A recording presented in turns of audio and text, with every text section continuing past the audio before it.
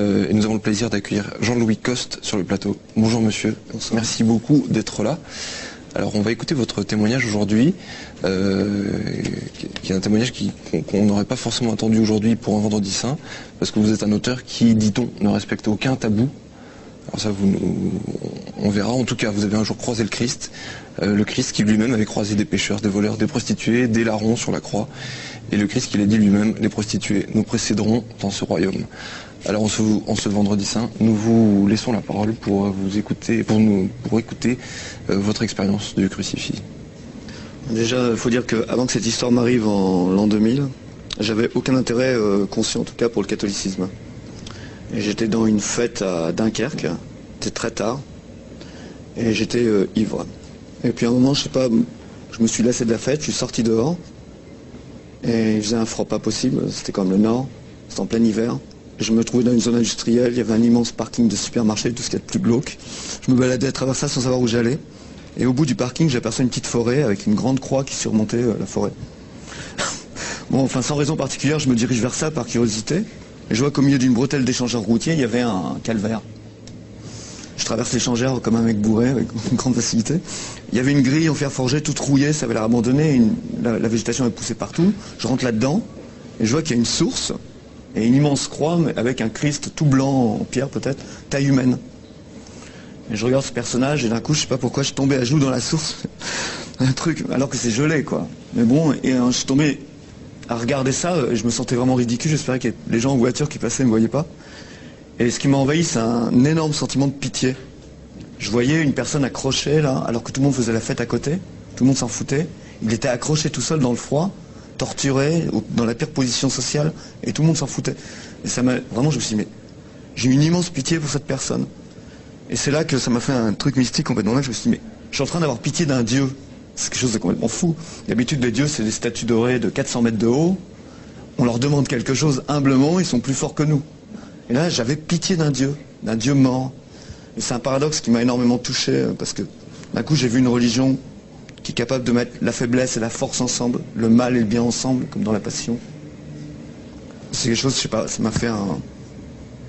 Même ultime de ce que ça voulait me faire, j'allais presque me changer en piétard, comme vous parlez. L'ultime, c'était carrément qu'un être humain allait prendre dans ses bras un bébé Dieu mort, quoi. C'était un truc trop énorme. Comme moi, je suis dans le monde artistique, dès que je peux avoir quelque chose de complexe, où le mal et le bien, la mort et la vie sont mêlés, ça me touche personnellement. Et en plus, j'ai l'impression que c'était une image du monde moderne. On dirait qu'on vit presque entre le vendredi saint et le dimanche de Pâques. C'est-à-dire on a un Dieu mort sur le dos, mais qui va ressusciter, mais pour le moment...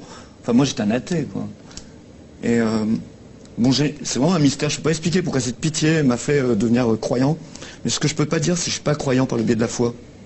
Je suis devenu croyant par le biais du symbolisme, des objets rituels, des églises, de la musique. Et c'est le rituel qui m'emmène vers une croyance. C'est-à-dire, de toute façon, pour moi, le catholicisme, c'est tellement irrationnel quand on entend le credo. Moi, c'est une accumulation de mystères. Aucune de ces phrases ne veut dire quelque chose au niveau de l'intelligence extérieure.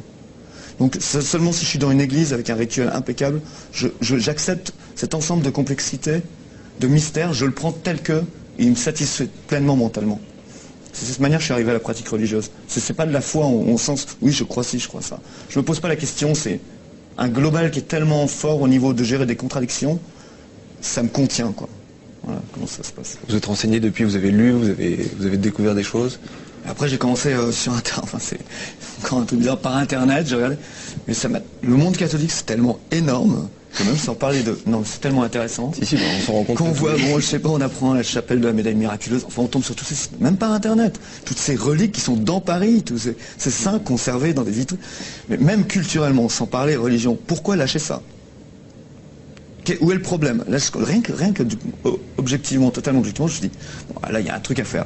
Donc, résultat, j'ai baptisé ma fille. Enfin, j'ai commencé à agir dans ce monde-là. Mais je vous dis, si on me demandait, est-ce que je suis un croyant? Bizarrement, je suis peut-être un croyant comme il y avait au début du Moyen-Âge. Pour moi, c'est le rituel qui prime. Peut-être ça qui me sépare un peu de l'Église moderne, où c'est où vous en êtes de votre foi, comme phrase qui commence. Pour moi, c'est où vous en êtes de votre rituel. Il faut que le rituel soit top, impeccable. Et à ce moment-là, je plonge. Je plonge, mais à 100%. Mais s'il y a la moindre faille, impro là-dedans, vous voyez, tout de suite, vous voyez qu'il y a une fragilité dans ma position en même temps. Moi, je comprends pas quand vous dites que vous avez eu pitié, en fait. Vous aviez pitié du Christ qui était tout seul sur cette croix, c'est ça? Ou de vous qui n'arrivez pas à... Enfin, qui n'arrivait pas à comprendre ce qui se passe et enfin ça renvoie à soi aussi. Oui, peut-être c'était ma propre faiblesse que je voyais représenter, mais le truc qui m'a... Enfin, j'ai vu quelque chose de totalement spécifique à cette religion. Vous avez, même ils vont dire, un roi, un pape, un puissant. Il a une croix même en or, en diamant, tout ce qu'on veut sur lui. C'est l'homme le plus riche du monde. Mais cette croix, elle le ramène au martyr, elle le ramène à sa propre mort, elle le ramène à sa nullité de base. Parce qu'il a sur lui un cadavre écartelé. Déjà, de base. Il arrive là, comme le père, il a son cadavre écartelé sur lui. Il a un symbole, même s'il a un humain qui est faible par certains aspects, il a toujours ce symbole d'une puissance extrême, que où que je vais monter, je suis toujours tiré. Ouais. C'est une religion qui gère les contraires, c'est pas un Bouddha doré, tout va bien. Ou même le Christ en Orient. Il est ressuscité, il est propre, il est net. Et là, la représentation européenne, apparemment, c'est la croix, le moment le plus faible, qui prennent comme le point où on va remonter le plus haut. Ça peut vraiment aider dans ma... Enfin, moi, ça m'aide carrément dans ma vie. Quand je descends, à la limite, plus je suis en train de descendre, plus je sais que je vais monter encore plus haut.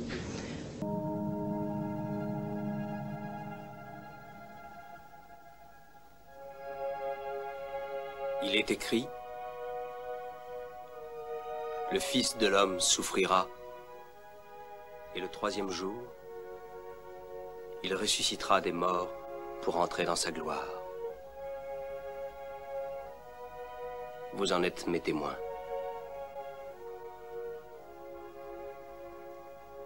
Maintenant, mon Père est réconcilié avec le monde.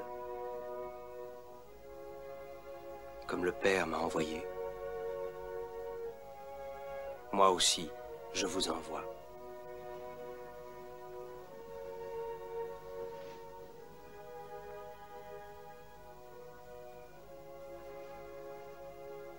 Recevez le Saint-Esprit.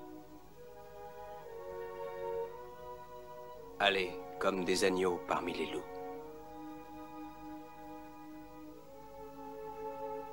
Faites des disciples de toutes les nations. Baptisez-les au nom du Père et du Fils et du Saint-Esprit. Enseignez-leur l'Évangile et les commandements que je vous ai laissés. Maintenant, je vais de nouveau quitter le monde et aller vers le Père.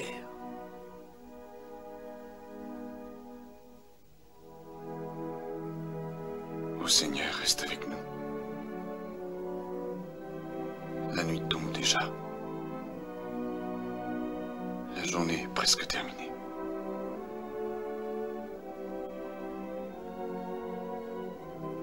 Ne craignez rien. Je serai avec vous chaque jour,